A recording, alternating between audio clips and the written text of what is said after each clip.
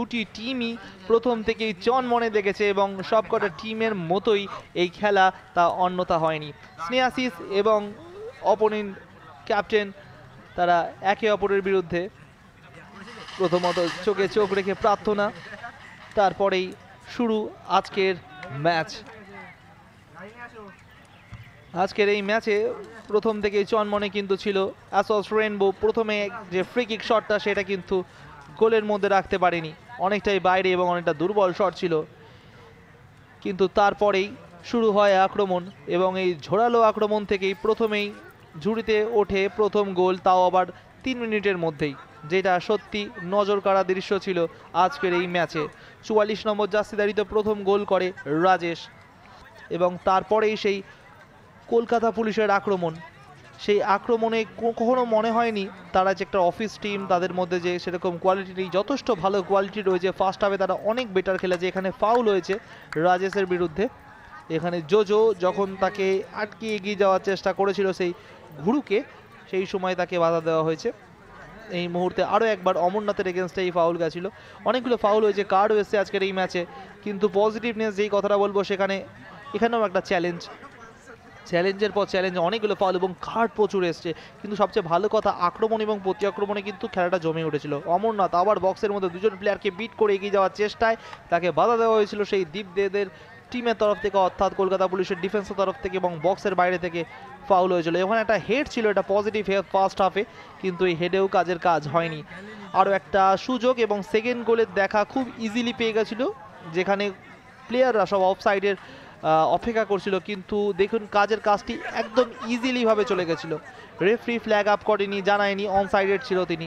আরও একবার কন্ট্রোল, এই কন্ট্রোলে প্রায় গোলটা পেয়ে গেছিল, কিন্তু সত্যম সে কিন্তু সঠিক সময় সঠিক জায়গায় ছিল, সেই কারণে ফার্স্ট হাফে গোলের দেখা পায়নি কলকাতা পুলিশ।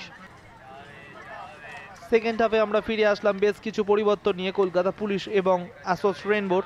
এখানে সৌরভ দাস প্রায় তাকে ধরে ঘুরিয়ে ফেলেছিল, সেই কারণে ফাউল হয়েছিল সেই কারণে, এবং এখানে একটা ভুল করে বসেছিল প্রায় সত্যম, কিন্তু কাজের কাজ হয়নি, গোলটা তারা কনসিপ্ট করেনি। ভালো খেলার চেষ্টা করেছে জোজো, বেশ বেটার দেখিয়েছে তাকে। বা পায়ে শটটা একদম পারফেক্ট ছিল, যদি একটু ডাউন হতো তাহলে কিন্তু গোলের একটা আভাস আমরা পেতাম। জোজোর এই শটগুলো কিন্তু বেশ ভালো লাগছে। এখানে আউটসাইড ইনসাইড করে বক্সের মধ্যে প্রবেশ অমরনাথ, এবং এখানে যখন ফিনিশ করতে যাবে তার আগেই ভালো সেভ সন্দীপ কুমারের। আজকে সত্যাকে বেশ বেশ ভালো লেগেছে গোলরক্ষক সেই অ্যাসস রেইনবোর, কিন্তু তার থেকেও বেটার দেখিয়েছে ডিফেন্ডারদের, এবং সৌভিক ঘোষালের সেই লাস্ট চেষ্টা, শেষ মুহূর্তে আসা পরিবর্তন প্লেয়ার সত্যি শেষ মুহূর্তে ঝলক দেখিয়েছে। এখানে একটা খুব পোর পাস সন্দীপ কুমারের জন্য, এবং সন্দীপ কুমারের পাস থেকে সৌভিক দুরন্ত দুজনকে কাট করে বা পায়ে ফিনিশটা করতে ভুল করেনি। স্কোর লাইন চেঞ্জ হয়েছিল 3-0, এবং সেখানেই কাজের কাজ করেছে এই সুপার সাব সৌভিক ঘোষাল। দারুণ গোল, এবং নিজের নামটা লিখে দিলেন স্কোর শিটের খাতায়।